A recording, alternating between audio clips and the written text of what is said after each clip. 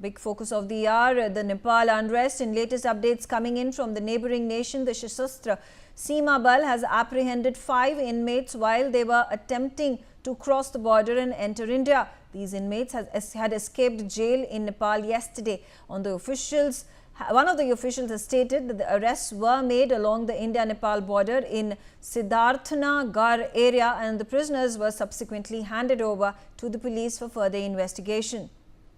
Aditya Wadhwan is on the telecast with me. Aditya, talk to me about this latest instance of a number of these prisoners who were released from jails yesterday during the unrest that took place and the violent protests that escalated in Nepal. They were trying to cross the Indian border. What has happened to them? Have they been apprehended? Well, absolutely, Megha, to see, all the prisoners, who were trying to cross over into the border with India, have been apprehended. The Sashastra Seema Bal, it is deployed at the Indo-Nepal border. Absolutely, noticed them, and the further action was taken in that regard. And subsequently now, we have seen and how UP CM Yogi Adityanath has also, ordered all the districts in UP that share border with Nepal to be on high alert. The police officials also have also been asked to maintain a high vigil.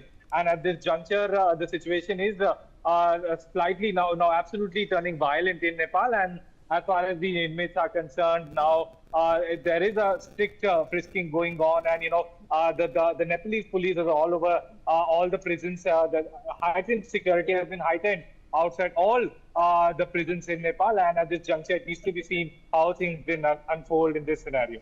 All right, stay on with me, Aditya. There's fresh input coming in. The spokesperson for the US Secretary General Antonio Guterres has now given a statement on the situation in Nepal. He stated that the Secretary General is closely following the situation in the country and is deeply saddened by the loss of life and extends his heartfelt condolences to the families of the victims. The spokesperson further said that the Secretary General urged a thorough investigation into these events. He urged restraint to avoid a further escalation of violence and calls on the authorities to comply with international human rights law. So, Aditya, the spokesperson of the UN Secretary General has also appealed for peace and calm to be restored in Nepal.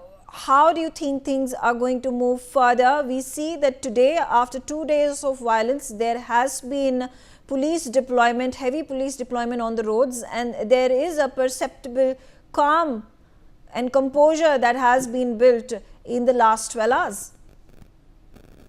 Well, absolutely. To see, this is in any corner of the world, if a violence starts to take place, and as a major escalation takes place, this is as per the SOP that the United Nations, the spokesperson issues a statement that only dialogue can solve all the problems, and this is what similarly in this case of these Gen Z protests in Nepal.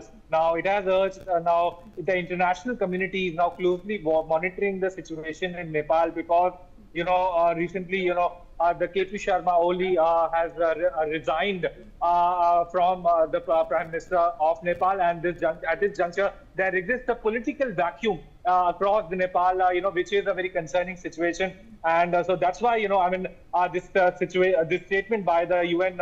But the UN spokesperson is very critical at this juncture, and it needs to be seen, because we have seen incidents of violence and arsoning all across Nepal in the 2 to 3 days back. Yes. The youths of Nepal are absolutely angered against the KP Sharma Oli government because they had blocked these many social media platforms, including Instagram, Facebook, and Twitter. So at this juncture, it needs to be seen, how long will the normalcy, how long will it take to bring back normalcy on the streets of Nepal, be it Kathmandu or be it other towns of Nepal. Yes. All right, stay on with me. Nepalese army personnel speak to inmates